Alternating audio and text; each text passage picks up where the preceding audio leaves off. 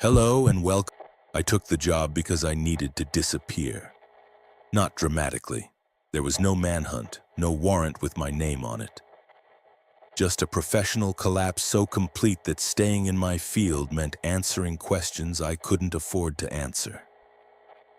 The grain elevator position was off the books, paid in cash every Friday, and required no references beyond a phone number that connected to a man who asked only two questions. Could I work nights? And did I have a problem with solitude? I said yes to both, though I should have asked why those qualifications mattered more than experience.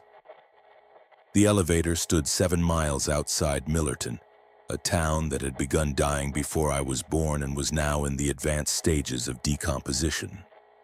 The main street held a hardware store that opened irregularly, a post office staffed 3 days a week, and a diner that closed its doors at 4:30 every afternoon without exception. Houses lined the residential blocks with windows that reflected nothing, their yards overtaken by prairie grass that had reclaimed what agriculture had briefly stolen. The structure itself dominated the landscape with the casual brutality of all industrial monuments. 6 concrete silos rose like fingers reaching for low clouds, connected by a lattice of catwalks, conveyor housings, and corrugated metal that sang in the wind. The main building squatted beneath them, part office, part machinery hall, part something older that had been built over and expanded until its original purpose became archaeological. My supervisor during daylight hours was a man named Garrett who looked 60 but moved like 80. And he walked me through the facility on my first afternoon with the efficiency of someone who had performed this ritual many times and expected to perform it many more. "You'll spend most of your time here," he said, gesturing to the control room. It was a windowless cube containing a desk, a panel of switches and indicators that belonged to 3 different decades of technology, and a space heater that rattled when it ran. "Monitor the sensors. Log any changes in temperature or pressure. If grain needs moving, the schedule's posted. Questions go through me, not corporate." He placed a laminated packet on the desk. The plastic was yellowed and scratched. The papers inside photocopied so many times the text had begun to blur. "Overnight Safety Guidelines," the cover read in a font that predated desktop publishing. "You read these tonight," Garrett said. "Follow them exactly." I flipped through the pages while he watched. The rules seemed excessive in that uniquely bureaucratic way that suggests someone once got sued and the response was to generate paperwork rather than fix problems. Don't operate machinery without logging it first. Maintain radio contact protocols. Avoid confined spaces without proper ventilation equipment. But other rules felt oddly specific. Do not enter Silo 3 between midnight and 3 a.m., regardless of alarms. If the conveyor belt beneath the main floor activates on its own, note the time but do not investigate until daylight. Keep the control room door closed at all times. Do not prop it open for ventilation. If you hear knocking from inside any sealed silo, log the occurrence. Do not respond. "These seem a little paranoid," I said, trying to sound casual rather than concerned. Garrett's expression didn't change. "They were written by people with more experience than you. People who aren't here anymore." "What happened to them?" "They found other work." He said it in a way that ended the conversation. "Your shift starts at 10. I leave at 9:30. You'll be alone until I return at 6. He walked me through the rest of the facility, the truck scales, the grain dryer, the maintenance shop. But I was still thinking about the rules. The phrasing bothered me. They weren't written to prevent accidents. They were written to prevent responses to specific events, as if the danger wasn't in the machinery but in how you reacted to what the machinery did. That evening, I drove back to the rental room I'd taken above the hardware store, and the owner had accepted 2 months' cash without asking for a lease. My belongings fit in 3 boxes. I'd left everything else behind when I left my previous job, where I'd falsified grain dust compliance reports for 18 months because the company wouldn't pay for proper ventilation. And I needed to keep my position. 4 workers had developed respiratory illness, 2 filed complaints. An investigation had begun, and my signature was on documents that claimed air quality standards were being met when I knew they weren't. I left before the lawyers finished their depositions. Now I was living above a hardware store in a town that smelled like fertilizer and distance, working nights at a facility that needed safety rules about when you could enter your own workplace. I told myself it was temporary, 6 months to let things settle, and then I'd move to a city where agricultural safety consultants were anonymous, and no one checked credentials too carefully. I made ramen on a hot plate and read through the safety guidelines again, looking for the logic beneath the strangeness. I couldn't find it. At 9:15, I drove back to the elevator. Garrett's truck was still there, idling in the gravel lot. He was waiting in the control room, the space heater already running. "Quiet night scheduled," he said, gathering his thermos and a notebook I hadn't seen before. "Grain temps are stable.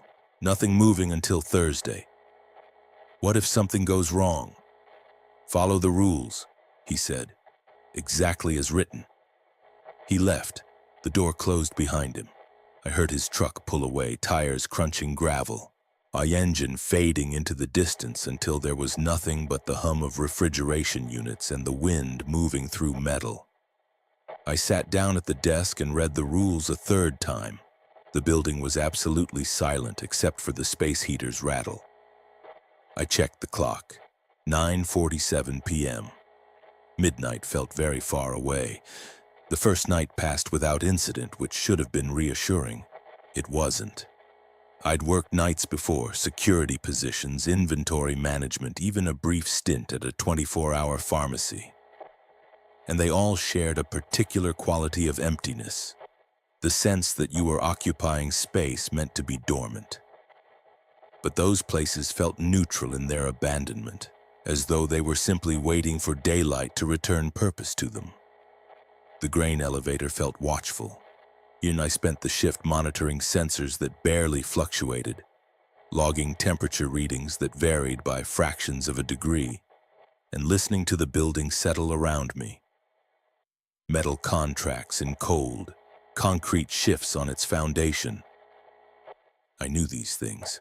I told myself the sounds were ordinary, but they seemed timed, as though something were pacing the perimeter just beyond the range of the exterior lights.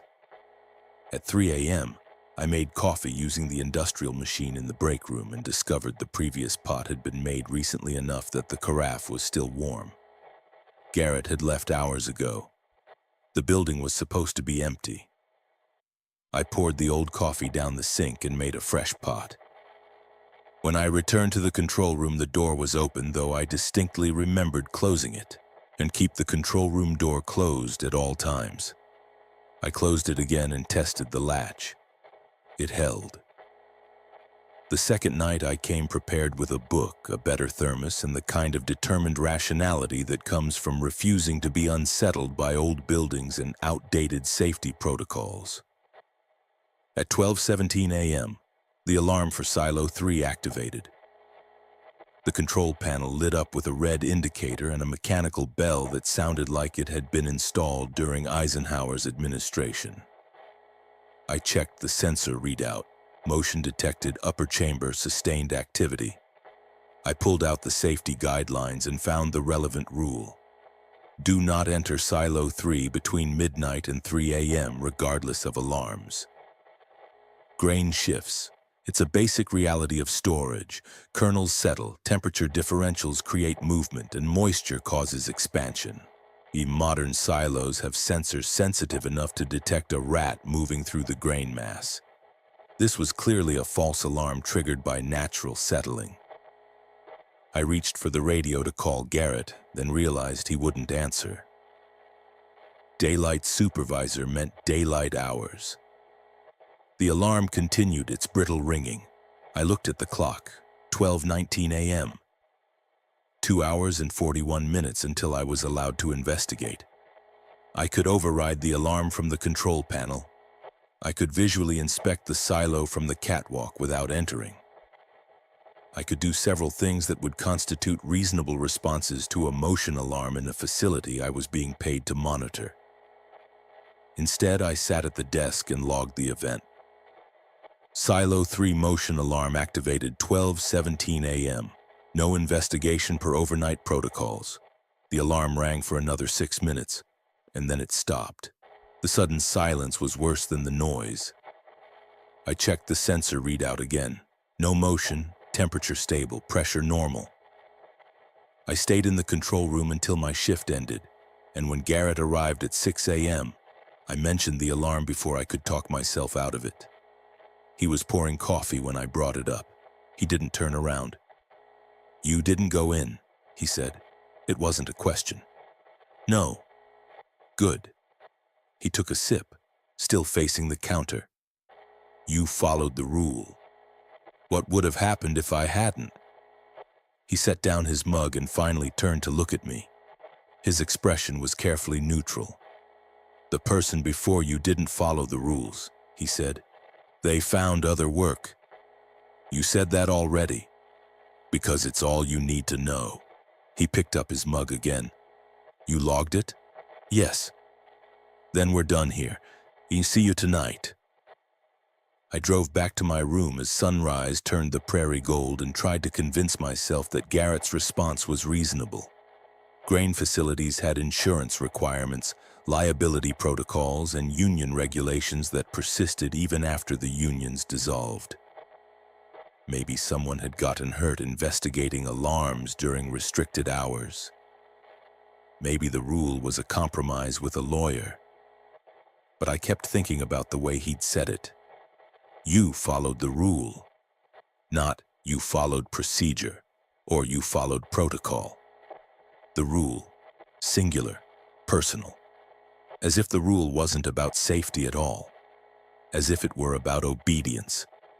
I slept poorly, woke at 3 in the afternoon, and spent an hour searching online for any history of incidents at the Millerton grain elevator. I found nothing, no news articles, no OSHA violations, no workplace safety complaints. The facility existed in that gray space of rural infrastructure that's too small to generate headlines but too essential to fully abandon. I did find a reference to a previous elevator that had stood on the same site until 1953, when it was destroyed in a grain dust explosion that killed 3 workers. The current structure had been built over the ruins, which meant the foundation was older than the building. I thought about that as I drove back from my 3rd shift. Garrett was waiting in the control room again, that same notebook tucked under his arm. This time I noticed it had names written on the spine in faded marker. "Quiet night," he said, repeating the phrase like a blessing. Nothing scheduled." "Has anyone ever asked why the rules are written the way they are?" He paused halfway through putting on his jacket. "People ask questions. Then they either accept the answers or they find other work. Which did you do?" "I'm still here," he said. "That should tell you enough." After he left, I opened the safety guidelines again and read them with new attention, looking for patterns in the phrasing. Do not respond. Do not investigate. Do not enter. Every rule was prohibitive. None of them told you what to do. Only what not to do. The shift passed slowly. I logged temperatures, monitored sensors, and listened to the building breathe around me. At 2:47 a.m., I heard knocking. 3 deliberate strikes, metal on metal, coming from somewhere in the direction of the silos. I checked the control panel. No alarms, no motion, no indication that anything was wrong. I found the rule. If you hear knocking from inside any sealed silo, log the occurrence. Do not respond. I wrote it down. 2:47 a.m. Knocking sound, approximately 3 seconds, direction of silos. The knocking didn't repeat. I stayed in the control room with the door closed until Garrett arrived. When I showed him the log, he read it carefully, then nodded once. "Good," he said. "You're learning." I met Marcus on my 8th night. He was the other overnight operator working the schedules opposite. My nights off were his nights on, a rotation designed so that only one person ever occupied the building during darkness. Garrett had mentioned him briefly. You'll cross paths during shift changes eventually, but provided no other context, which I was beginning to understand was his preferred method of information management. We met at the time clock, that liminal moment when my shift ended and his began. He was younger than I expected, maybe 30, with the kind of lean build that came from physical labor rather than exercise. His work boots were broken into the point of structural compromise, and he carried a thermos that looked like it had survived a small war. "You're the new guy," he said, not unkindly. "How long have you been here?" "Just over a week." "You'll last longer than most then. Most quit after 3 or 4 nights." He clocked in with practiced efficiency. "You been following the rules?" "Yes." He smiled, not warmly, but with a kind of exhausted camaraderie. That's what they all say at first." Garrett had left 10 minutes earlier with his usual economy of words, which meant Marcus and I had the building to ourselves for the shift transition. He poured himself coffee in the break room while I gathered my things. "The rules they gave you," he said. "The laminated packet. You still using that?" "Should I be using something else?" He pulled a folded paper from his back pocket and smoothed it on the counter. It was standard notebook paper, stained with oil and grain dust, covered in handwriting that overlapped itself in different inks. "These are the real rules," he said, "the ones that actually work." I looked at the list. Some entries matched the official guidelines. Others didn't. Silo 3, only dangerous between 1 and 2 a.m., not the whole 3 hours. Knocking means you're supposed to knock back. It's testing to see if anyone's here. The conveyor belt runs itself sometimes because the timer's broken, not because anything's wrong. "Garrett gave me the official version," I said carefully. "Garrett gives everyone the official version. It's designed to scare you into compliance." Marcus refolded the paper and tucked it away. "But some of us have been here long enough to know which rules are real and which ones are just control mechanisms." "Control for what?" "For keeping you afraid. Afraid people don't ask for raises, they don't report violations, they just show up and follow orders and don't make trouble." He checked his watch. "I've been doing this for 3 years. Trust me, half those rules are bullshit designed to make you think the building's haunted." I wanted to believe him, and the idea that the rules were simply manipulative rather than protective was almost comforting in its cynicism. "You ever break them?" I asked. "All the time. I go to Silo 3 during the forbidden hours. I investigate alarms when I feel like it. Nothing happens because nothing's there." He picked up his thermos. "You'll figure it out eventually. The only thing dangerous here is the machinery, and if you're careful, even that's not so bad." I drove home thinking about what Marcus had said. It made sense. I'd worked for enough companies that prioritized control over transparency to recognize the pattern. Maybe the rules were just another mechanism of exploitation, written vaguely enough to keep workers anxious and compliant. Maybe I'd been afraid of nothing. 3 nights later, Marcus didn't show up for his shift. I arrived at 10 p.m., only to find Garrett's truck still in the lot, which was unusual.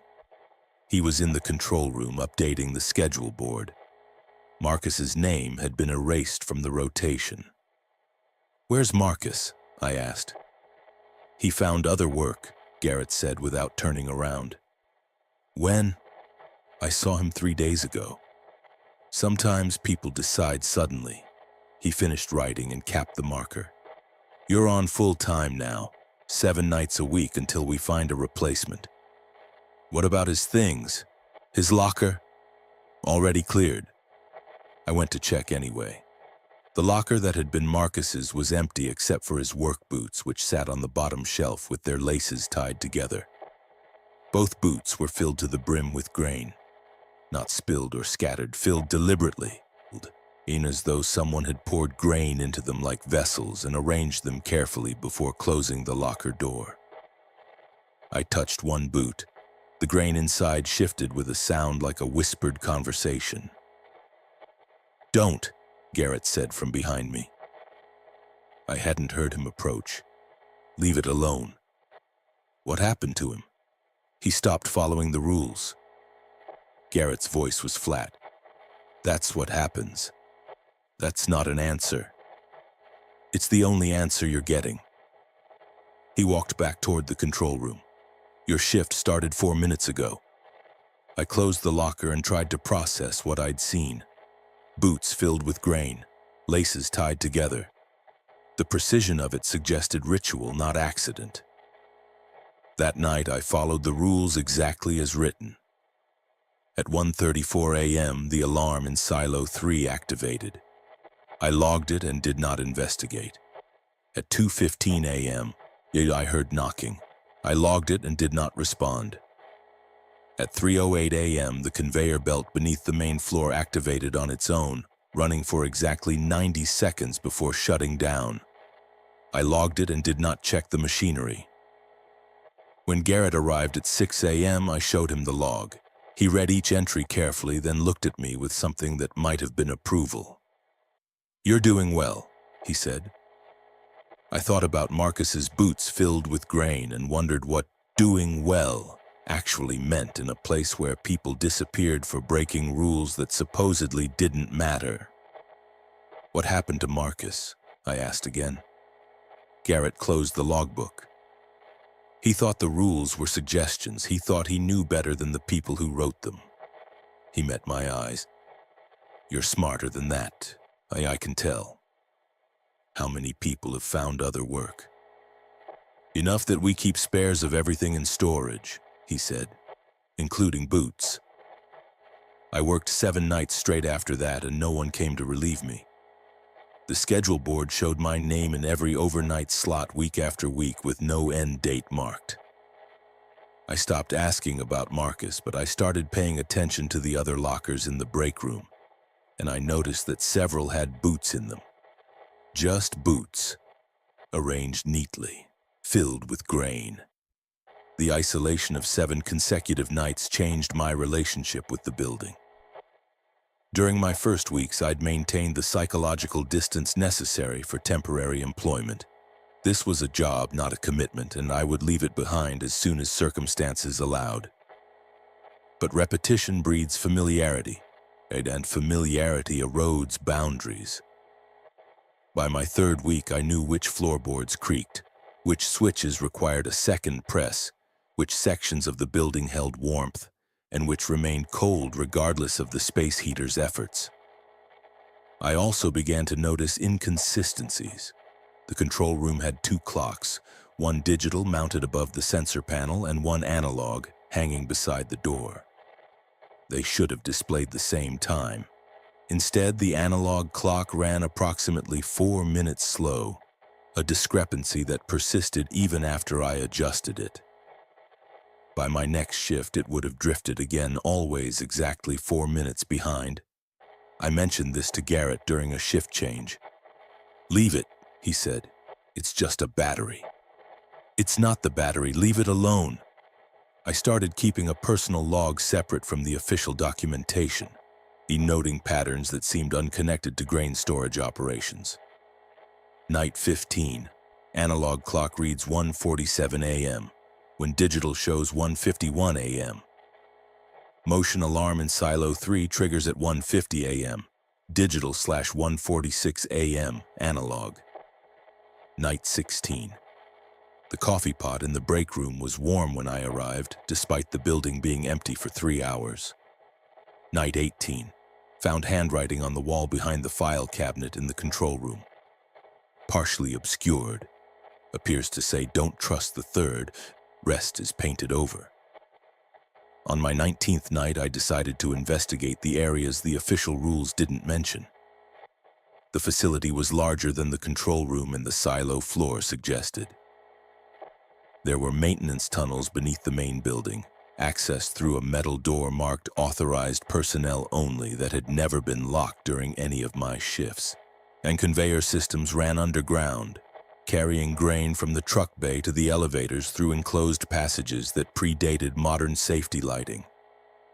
I waited until after midnight when the building settled into its deepest quiet and took a flashlight down the stairs. The tunnels were concrete and metal, low-ceilinged enough that I had to duck in places. The main conveyor belt ran along the western wall, dormant but humming with residual electricity. Pipes and conduits covered the ceiling in archaeological layers, each generation of infrastructure built over the previous without removing what came before. I found the first additional rule about 30 feet in, scratched into the concrete with something sharp. Stay on the main path. The side tunnels don't lead anywhere you want to go. The handwriting was different from the official guidelines. Individual letters, personal rather than institutional. 10 feet further, another message. If you hear your name, check the clock. If it's between 1:47 and 1:51, don't answer.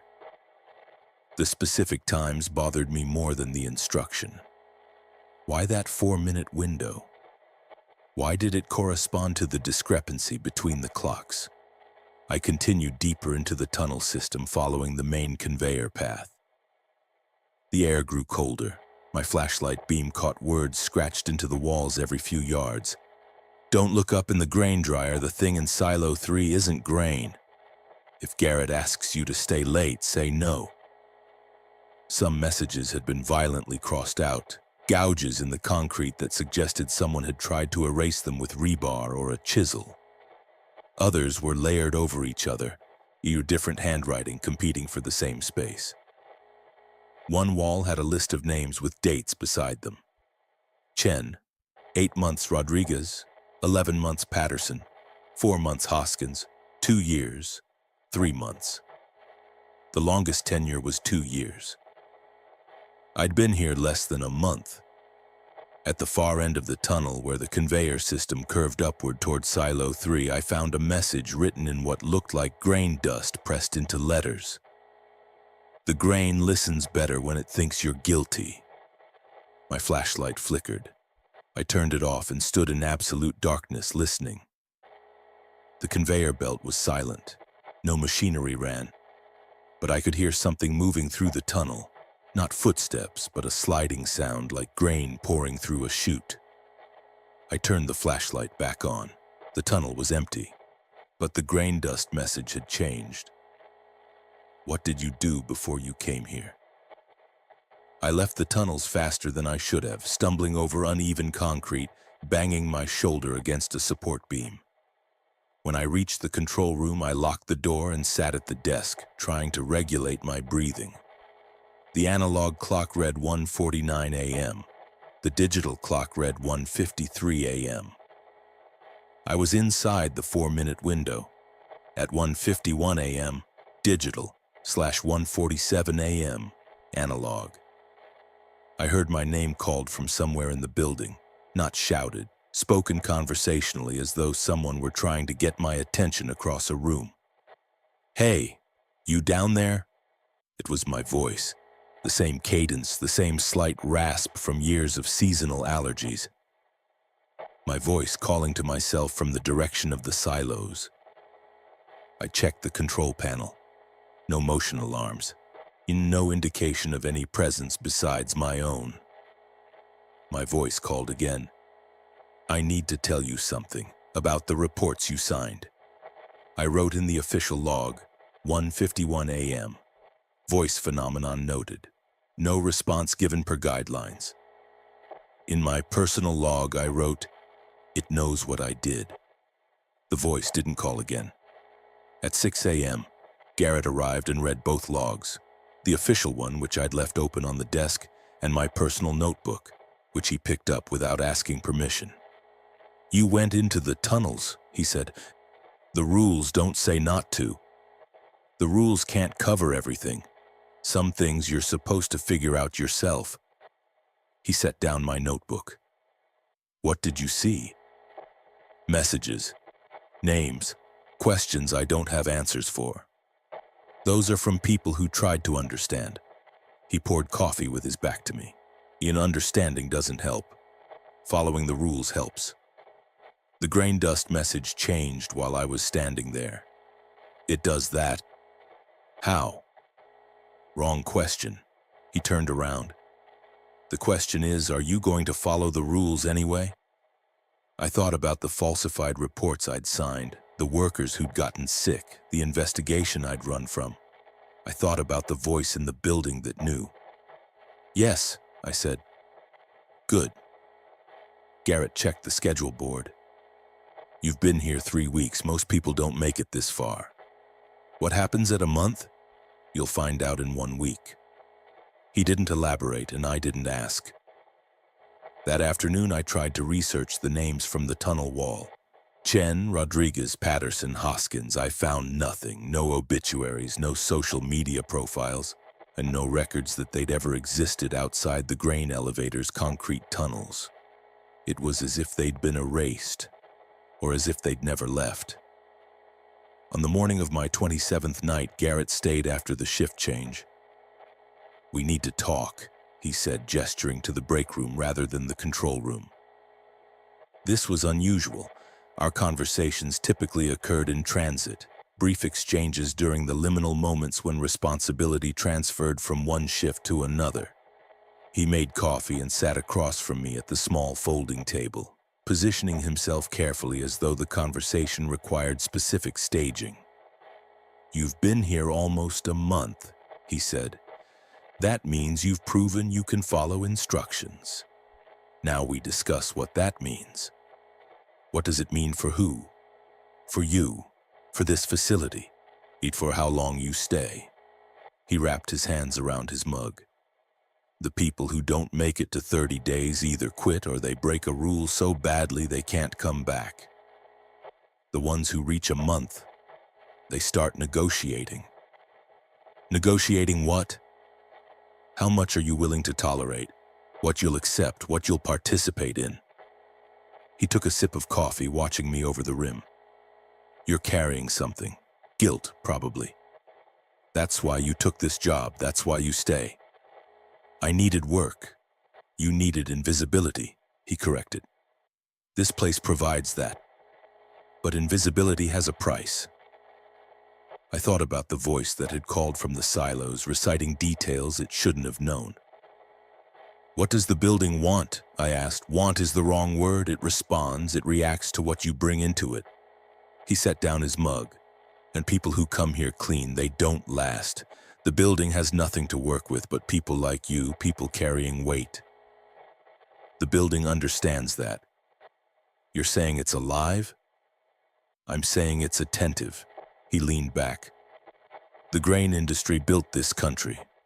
Millions of people work in facilities like this, moving products that feed populations. That much human effort, that much dependency, it leaves an impression, a structure. That's not an explanation. It's the only one I have. He pulled out the notebook I'd seen him carry, the one with names on the spine.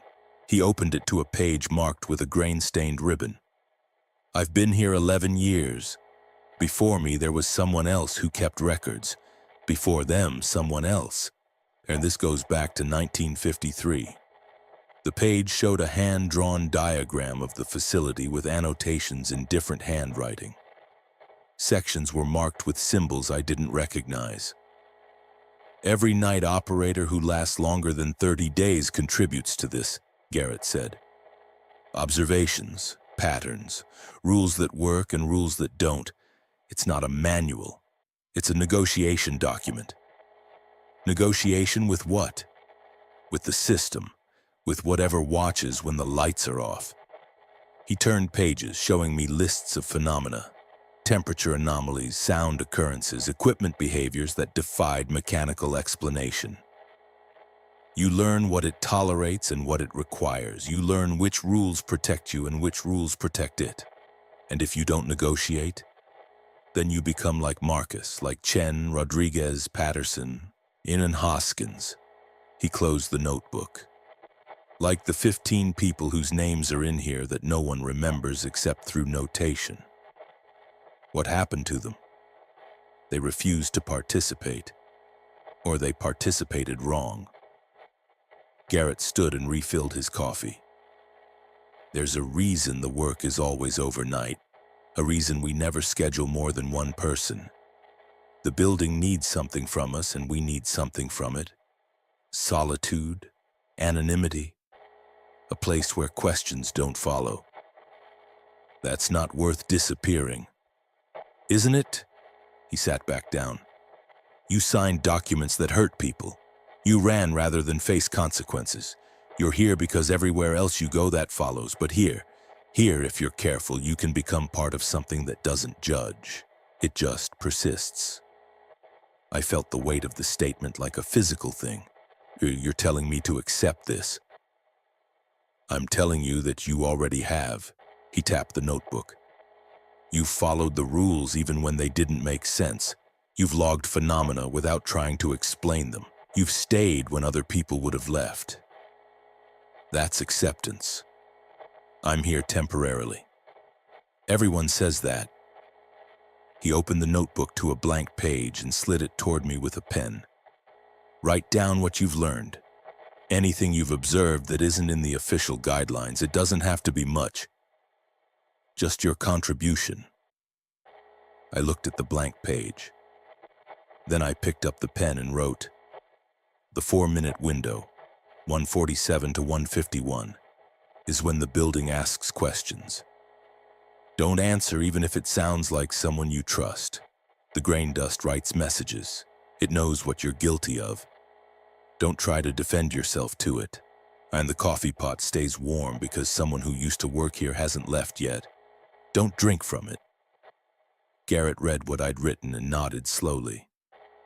Good, he said. You're learning the right things. What happens now? You keep working. You keep learning, and eventually you'll train the next person. He closed the notebook and stood.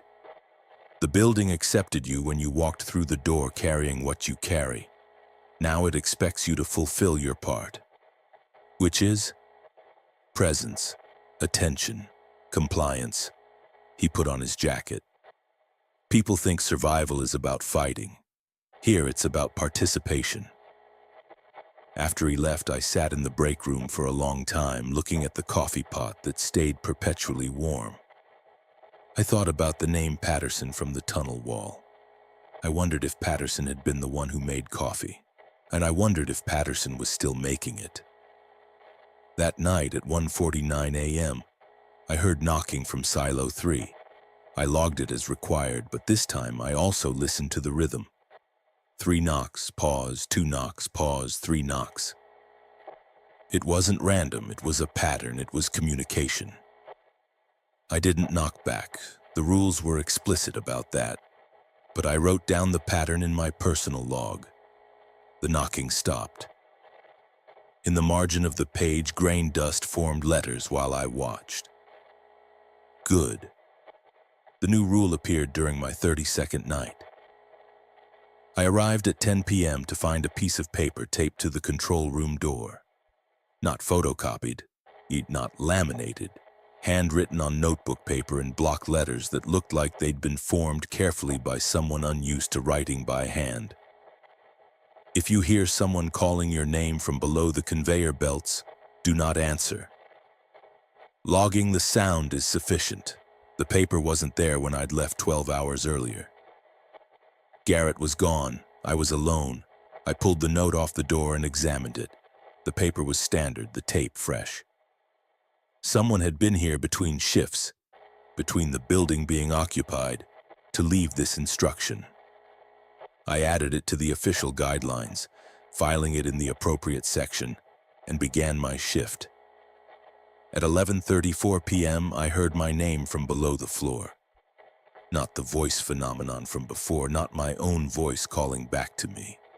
This was different, urgent, frightened, a human in a way the other manifestations hadn't been. Please, I need help. I can hear you up there. I checked the control panel.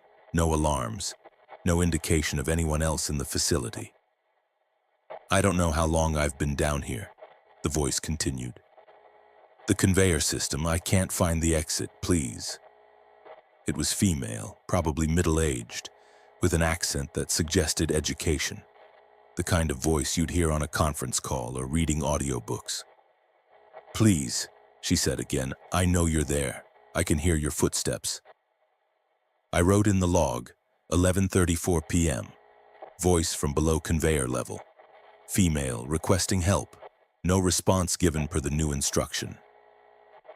My name is Sarah Patterson, the voice said. I worked here in 2019. I broke a rule and now I can't leave. Please, you just have to answer me. He just let me know someone can hear me. Patterson, the name from the tunnel wall. 8 months of tenure. I'm so cold, Patterson's voice said. It's so cold down here, and the grain keeps moving even though nothing's running. Please, just say something. I thought about the boots in the lockers filled with grain. I thought about Marcus, who'd believed the rules were manipulative rather than protective. I thought about the 11 years Garrett had spent negotiating with a building that responded to guilt. I wrote in my personal log, she sounds real, she sounds human. The rule says don't answer, but it doesn't say why. I have a daughter, Patterson said. She's 17. She thinks I left for another job. Please, you could call her. You could tell her what happened. Yet you could do something. My hand was on the radio before I consciously decided to reach for it. Then I stopped. I looked at the new rule again. Logging the sound is sufficient, not logging is required or logging is advised. Sufficient. Sufficient for what? I put the radio down and picked up my pen instead. In the official log, I wrote, 11:37 p.m. Voice continues. Claims to be Sarah Patterson, a former employee. Requests communication. No response given. In my personal log, I wrote, the building is testing whether I'll break the rule for someone who sounds real. Please, Patterson's voice said, and now she was crying. Please, I'm begging you, just answer me. Just say anything. I need to know I'm not alone. I closed both logbooks. I sat at the desk with my hands flat against the surface and listened to Sarah Patterson beg for acknowledgement until 12:03 a.m., when her voice finally stopped. The building was silent. My hands were shaking. At 6 a.m., Garrett arrived and went directly to the coffee pot without looking at me. You heard her, he said. Yes. And you didn't answer? No. He poured his coffee and sat down at the control room desk reading my logs. When he finished, he looked at me with an expression I couldn't parse. Do you know why you didn't answer? He asked. Because the rule said not to. That's one reason. What's the other? I thought about it. Because answering wouldn't have helped her. Why not? Because she's not really down there. Or if she is, she's not Sarah Patterson anymore. She's whatever the building turns people into when they refuse to leave. Garrett nodded slowly. You're learning faster than most. That doesn't make it easier. It's not supposed to be easy. It's supposed to be survivable. He closed my logbook. Sarah Patterson worked here for 8 months. She was a good operator, careful, thorough. Then one night she heard her ex-husband's voice from Silo 3 and she went in to investigate during restricted hours. What happened? She came back different. Started talking about how the grain was alive, how it remembered everyone who'd ever worked here, how it wanted to keep us. He finished his coffee. We had to let her go. She didn't understand. The grain doesn't want to keep us, it wants us to participate willingly. What's the difference? Prisoners want to escape. Participants choose to stay. I thought about my falsified reports, the investigation I'd fled, the professional death I'd left behind in another state. I'm here because I have nowhere else to go, I said. Exactly, Garrett replied. Which means you'll stay as long as the building tolerates you, and it'll tolerate you as long as you follow the rules, even when they require you to ignore someone begging for help. He stood and collected his things. There's another test coming, he said from the doorway. Soon, bigger than Patterson's voice. When it happens, remember, the rules aren't about punishment, they're about preservation. Preserving what? The system, he said, and everyone who's part of it. After he left, I went down to the conveyor tunnels. I found the place where Sarah Patterson's name was scratched on the wall. Patterson, 8 months. Below it, in fresh grain dust, someone had written, "I'm sorry." I didn't know if the apology was from Patterson or to her. That night, during the 4-minute window between 1:47 and 1:51, I heard Patterson's voice again. But this time she wasn't begging. She was singing. A lullaby, soft and distant in a voice that sounded like grain sliding through a chute. I logged it and did not respond. The singing continued until exactly 1:51, then stopped. In the margin of my logbook, grain dust formed words. You passed. The change began during my 41st night. I arrived to find Garrett still in the parking lot, standing beside his truck in the sodium light with his phone pressed to his ear. When he saw me, he ended the call without saying goodbye. Storm coming, he said. Big one, supposed to hit around 3 a.m. I looked at the sky. Clear, stars visible, no wind. Weather Service is calling it an anomaly, fast-moving low-pressure system. He lit a cigarette, which I'd never seen him do before. Trucks are going to arrive ahead of it. We need to take delivery tonight instead of Thursday. How many trucks? Enough to fill silos 4, 5, and 6 to capacity. He took a drag. You'll need to run the conveyors continuously. No breaks, no downtime. What about the rules? Follow them where you can. Adapt where you have to. He flicked ash onto the gravel. This is what I meant about negotiation. The building expects certain things. Tonight it expects us to take delivery even though the timing's wrong. Why? Because if we don't, the grain spoils in the trucks. And we lose the contract. And this facility closes. He met my eyes. And then everyone who's part of the system has nowhere to go. The first truck arrived at 10:47 p.m. I activated the conveyor system and began the process of transferring grain from the truck bed into the storage silos. The machinery was loud, industrial-scale augers and belts that drowned out everything except direct communication through radio. The second truck arrived at 11:15, the third at 11:43. By midnight, I had 4 trucks unloading simultaneously, their grain flowing through separate conveyor paths into different silos. I moved between control stations, monitoring flow rates, adjusting speeds, and checking for blockages. At 12:17 a.m., the alarm for Silo 3 activated. I was in the middle of a grain transfer. I couldn't stop to log it properly. I hit the alarm silence and kept working. At 12:34, I heard knocking from inside Silo 3. 3 knocks, pause, 2 knocks, pause, 3 knocks.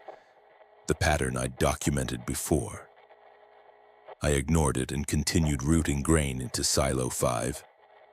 At 1:03 a.m., the conveyor belt beneath the main floor activated on its own. I checked the panel.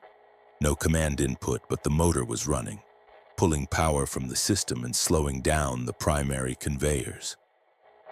I had to manually shut it down, which meant going into the tunnels. I grabbed a flashlight and went below. The tunnel was different from what I remembered, longer, with side passages that hadn't been there before or that I hadn't noticed. The conveyor belt was running in reverse, trying to pull grain back toward the truck bay instead of up into the silos. I found the manual override switch and deactivated it.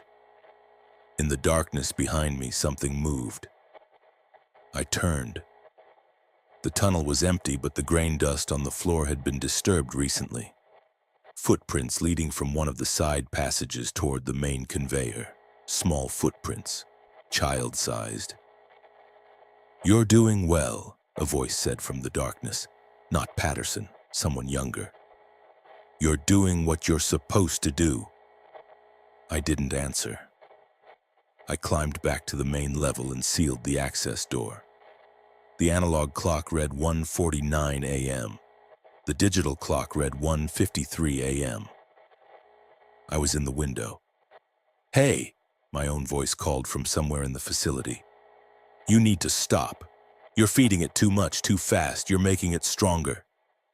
I kept working, transferring grain from the 6th truck into Silo 4. "You don't understand," my voice said. "Ian, this isn't about storage. It's about sustenance. Every kernel you move through this system makes it more aware, more present." The 7th truck arrived. I was exhausted. I'd been running conveyors for over 3 hours without stopping. My ears rang from the machinery. My hands were cramping from adjusting controls. At 2:47 a.m., all the alarms activated simultaneously. Silo 3, Silo 1, Silo 6, motion detected in sealed chambers, temperature anomalies, pressure warnings. The control panel lit up like a Christmas display, every indicator red, every bell and buzzer screaming. I looked at the rules. None of them addressed multiple simultaneous alarms. None of them told me what to do when the entire system became active at once. I could shut down the conveyors and investigate each alarm individually. I could call Garrett, and though I knew he wouldn't answer, I could follow the procedure and refuse to enter any silo during prohibited hours. Or I could keep transferring grain and hope the alarms resolved themselves. At 2:53 a.m., the lights went out. Emergency lighting activated. Battery-powered floods that cast harsh shadows and left the corners of the facility absolutely black. The conveyors kept running on backup power. The 8th truck arrived. I worked in semi-darkness, rooting grain by muscle memory and the dim glow of the control panel indicators. At 3:14 a.m., the storm hit. It wasn't a normal storm. The wind came from multiple directions simultaneously, creating pressure that made the building's metal skin scream. Rain didn't fall. It appeared as though materializing rather than descending. Lightning struck the silos repeatedly, and grounding through the structural steel with sounds like artillery. The 9th truck arrived. The driver looked terrified. "Last one," he shouted over the wind. "I'm not staying. I'm not waiting for confirmation. I'm leaving the truck and going." He did. The truck sat in the bay, still full engine running, driver's door open. I had to unload it. All the silos were at 90% capacity. One more truck would push them to maximum safe storage, or past it. I looked at the control panel. Every silo showed critical pressure. Every alarm was active. The analog clock had stopped at 1:47. The digital clock showed 3:38 a.m. A new piece of paper appeared on the control panel, taped there by no one I could see. One person must remain when the silos are full. I understood then what Garrett had meant about negotiation. And the building wasn't threatening me. It was offering a choice. I could leave. I could walk away from the facility, get in my car and drive until I reached a city where agricultural safety consultants could disappear into anonymity. Or I could stay and finish the transfer, accepting that staying meant becoming part of the system permanently. I thought about the falsified reports, the workers who'd gotten sick because I'd signed documents I knew were false, the investigation that had driven me to this place. I thought about Sarah Patterson begging from beneath the conveyor belts. I thought about Marcus's boots filled with grain. I activated the conveyor and began unloading the 9th truck. It took 47 minutes. The storm raged around the building, but inside the machinery ran smoothly. At 4:31 a.m., the transfer was completed. All 9 silos were full. The alarms stopped. The emergency lighting cut out, replaced by normal power. The storm ended instantly, not gradually, but as though someone had closed a door. I stood in the control room, soaked with sweat, hands shaking, and waited. At 6 a.m., Garrett arrived. He looked at the control panel, at the logs, at me. "You stayed," he said. Yes. You completed the transfer. Yes. He nodded slowly. Then you're one of us now, permanently. What does that mean? It means you don't leave. Not really. Even if you quit, even if you go somewhere else, you'll come back. He poured coffee and handed me a cup. The building accepted your participation. It won't let you go now. I drank the coffee. It tasted like grain dust. What happens now? I asked. You keep working, you keep learning, and eventually, and when someone new arrives, you'll be the one explaining the rules. Like you did for me. Like I did for you, he agreed. That's how the system preserves itself. Each person who stays teaches the next person how to survive, how to participate. And if I refuse? Garrett looked at me with something like pity. You already made your choice, he said. You made it when you stayed during the storm. The building doesn't accept that kind of participation and lets you walk away. I thought about the small footprints in the tunnel. I thought about Patterson's lullaby. I thought about the names on the wall dating back to 1953. How long have you been here? I asked. Really? 11 years on paper, Garrett said. Longer than that in practice. Time moves differently when you're part of the system. Some nights last longer than others. In some shifts don't end even when the sun comes up. He stood and gathered his things. Welcome, he said from the doorway, to permanent employment. After he left, I sat in the control room and listened to the building breathe around me. The grain in the silos shifted and settled with sounds like conversation. The analog clock started running again, exactly 4 minutes slow. In the margin of my logbook, grain dust formed letters. Thank you. The days after the storm blurred together in a way that suggested Garrett had been telling the truth about time. I continued working 7 nights a week, but the boundary between shifts began to dissolve. I would arrive at 10 p.m. and depart at 6 a.m., but the hours between felt elastic. Some nights stretching until I couldn't remember what it felt like to see daylight. In others compressing until I looked up and found Garrett already there for shift change. The building changed it too, or my perception of it did. Sections I'd walked through dozens of times revealed details I hadn't noticed before.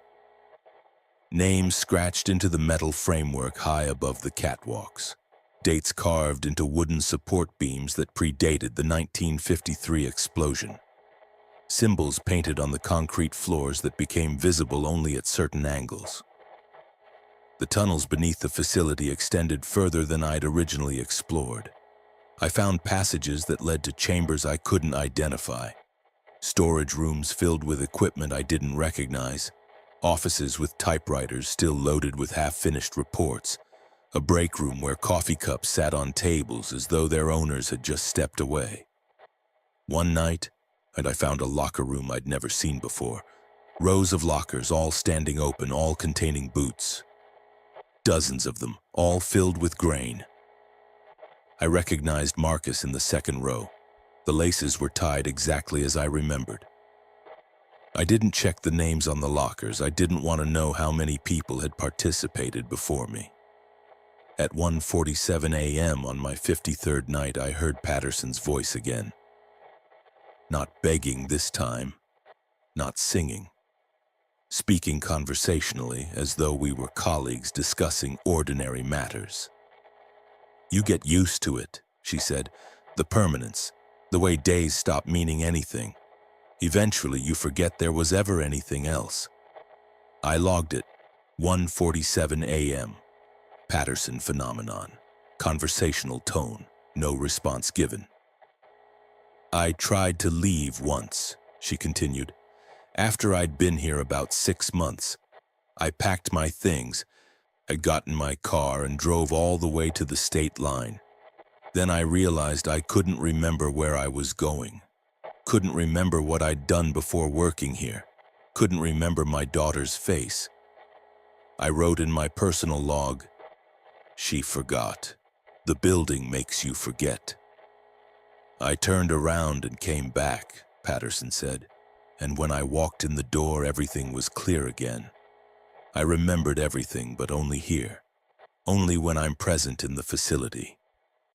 The grain dust wrote itself across my desk. You won't leave either. I thought about my apartment above the hardware store. I tried to remember the last time I'd been there during daylight. I couldn't. I tried to remember what I'd done before taking this job, the details of the safety reports I'd falsified, the names of the workers who'd gotten sick, the company I'd worked for, and the memories were distant, like something I'd read about rather than experienced. It's not so bad, Patterson's voice said. You still exist. You're still conscious.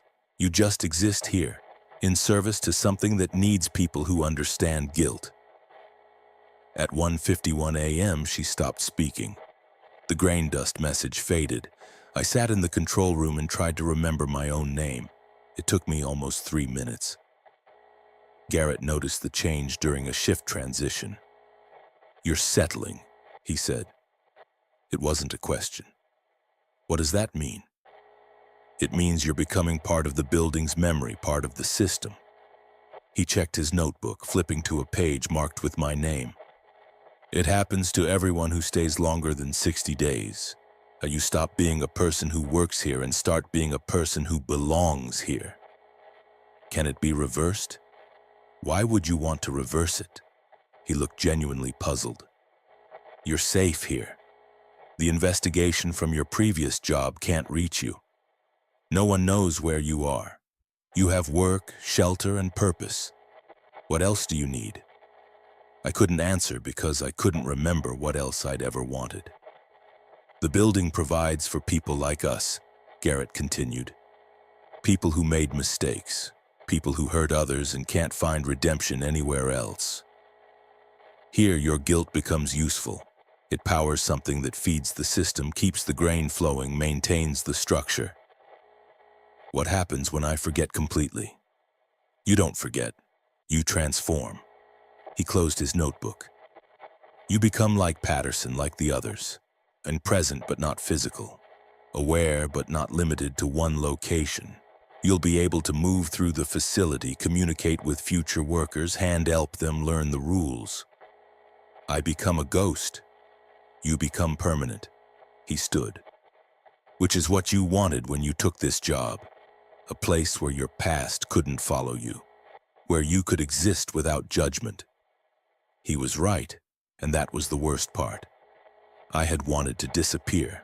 Now I was succeeding. That night I walked through every section of the facility, methodically cataloging what I remembered and what I was forgetting. I remembered the control room, the silos, the tunnels. I couldn't remember the town. I remembered Garrett's face, the sound of grain moving through conveyors and the weight of the rules. I couldn't remember my previous job's location, and I remembered Patterson's voice, Marcus's boots, the names on the tunnel wall. I couldn't remember my own address. At 2:47 a.m., I stood in the empty locker room and looked at all the boots filled with grain. I understood now.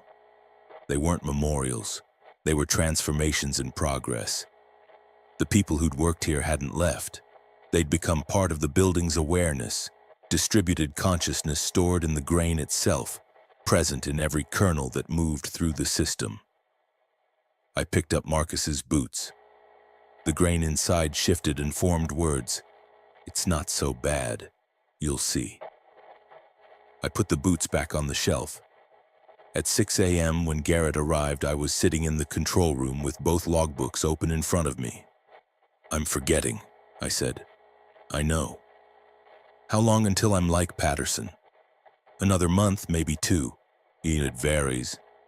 He poured coffee. You'll still be you, just distributed. Present everywhere in the facility instead of being limited to one body. That's not reassuring. It's not meant to be reassuring. It's meant to be honest. He sat down. You wanted to know what happens at a month, then at 60 days. This is what happens. You become part of the system's memory. You help it process guilt from the next person who arrives carrying something they can't escape. Why do we do this? I asked. Why do we keep working here when we know what it does? Garrett looked at me with something that might have been sympathy. Because everywhere else, he said, we're the people who hurt others. We're the ones who falsified reports, who cut corners, who prioritized our jobs over other people's safety. Here, we're useful. Here, and our guilt feeds something that sustains itself. Here, we're part of a system that doesn't judge us. It just incorporates us. That's not redemption. No, he agreed. But it's acceptance. And for people like us, that's enough. I closed my logbooks. What do I do now? I asked. You keep working. You keep following the rules. And when the time comes, you help train the next person. He finished his coffee. That's all any of us do. That's all we can do. After he left, I sat in the control room and listened to the building breathe. The grain shifted in the silos with sounds that were almost like words. Patterson's voice hummed a lullaby from somewhere beneath the floor. Marcus's presence moved through the tunnels like wind through a chute. And I understood with absolute clarity that I would never leave. Not because I was trapped, but because I'd forgotten there was anywhere else to go. On my 87th night, or what I believed was my 87th night, though I could no longer trust my count, Garrett arrived during shift with paperwork. New hire starting tomorrow, he said, placing a folder on the control room desk. You'll handle orientation. I looked at the file. Inside was a job application with a photograph attached. A woman, maybe 35, with tired eyes and the kind of careful neutrality that suggested she was hiding from something. What's her background? I asked. Quality control supervisor at a food processing plant. There was an outbreak salmonella. 23 people are hospitalized.